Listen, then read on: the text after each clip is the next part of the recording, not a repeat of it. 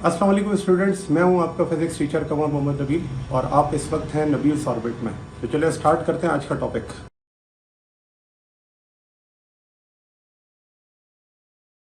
फिर आ जाए जी combination of resistor पर। देखिए कॉम्बिनेशन ऑफ रेजिस्टर के अंदर एक तो ये बात आ जाती है कि रेजिस्टर को दो तरह से कंबाइन किया जाता है। और ये डिपेंड करता है कि आपके पास जो कॉम्बिनेशन है वो कॉम्बिनेशन आपको रिजल्ट क्या देती है। जैसे अगर मैं सीरीज कॉम्बिनेशन की बात करूं और पैरेलल कॉम्बिनेशन की बात करूं, तो सीरीज और पैरेलल कॉम्बिनेशन के अंदर आप देखते हैं कि जब रेजिस्टर को कंबाइन किया जाता है सीरीज में, तो जो उसकी टोटल रेजिस्टेंस है वो क्या करती है, इंक्रीज कर जाती है। जबकि जब उसे पैरेलल में कंबाइन किया जाता है, तो पैरेलल के अंदर उसकी जो रेजिस्टेंस है वो क्या होती है, वो डिक्रीज कर जाती है।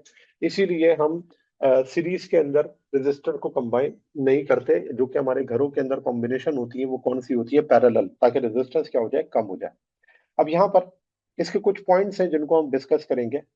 सबसे पहली तो ये बात है कि हमें पता कैसे चलता है कि किस पॉइंट पर सीरीज है और किस पॉइंट पर पैरेलल है। देखें, इसका बहुत आसान सा तरीका है कि अगर आपके पास ये दो रेजिस्टर लगे, R1 और R2, R1 से पास होने वाला करंट अगर R2 से पास होने वाले करंट के इक्वल है, देखें I1 और I1 दोनों R1 R2 से गुजरना है, तो इस कॉम्बिनेशन को हम क्या कहते हैं, सीरीज कहते हैं।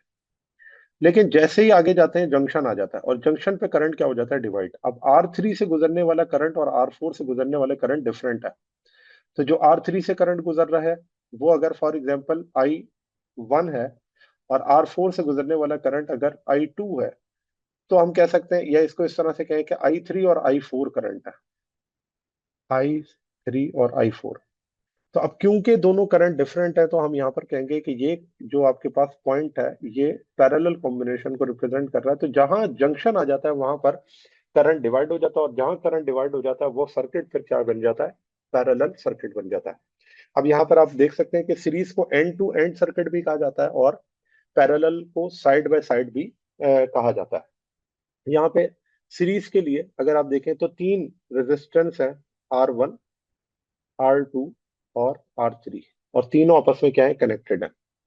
और इस पे से गुजरने वाला जो करंट होगा वो तीनों पर क्या होगा, सेम होगा, I1 और I1, क्योंकि तीनों जो है वो एक ही पाथ, जो है वो एक ही पाथ से करंट क्या हो रहा है, पास हो रहा है।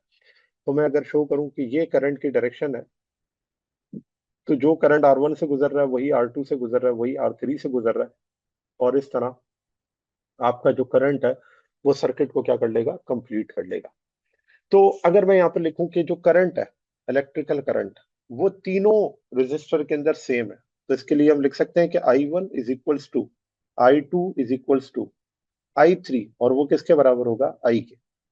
जबकि यही चीज अगर आप देखें कि पैरेलल सर्किट के अंदर जो करंट है वो किस तरह से है, तो देखिए पैरेलल में सर्किट में करंट निकलता है, और लेट से अगर मैं कहूँ ये R1 है, ये R2 है और ये R3 है, तो करंट तीन पॉइंट्स पे जाकर डिवाइड हो जाता है। पहला जंक्शन आ गया, यहाँ करंट डिवाइड होगा।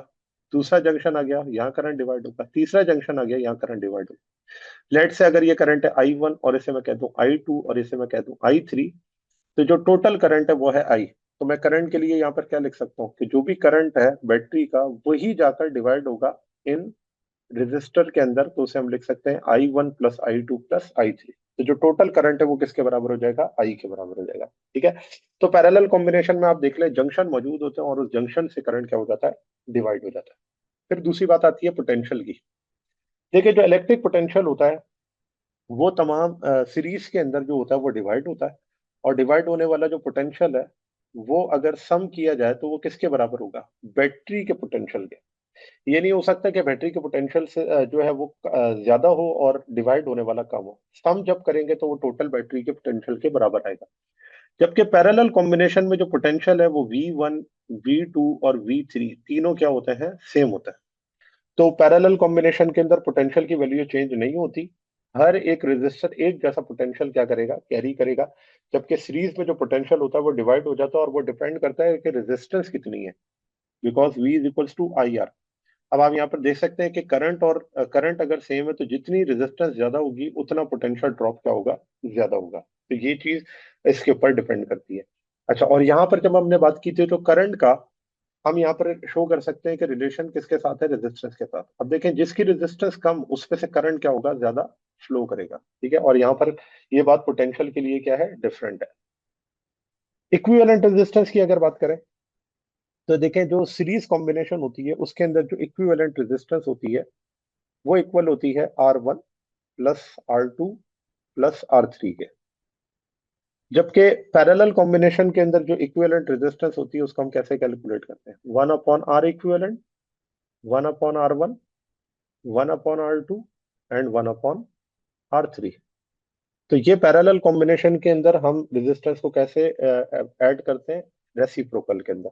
तो इसका मतलब ये हुआ कि जो इक्विवेलेंट रेजिस्टेंस है वो हमेशा ग्रेटर होगी जो भी सर्किट के अंदर लार्जेस्ट रेजिस्टेंस मौजूद है उससे।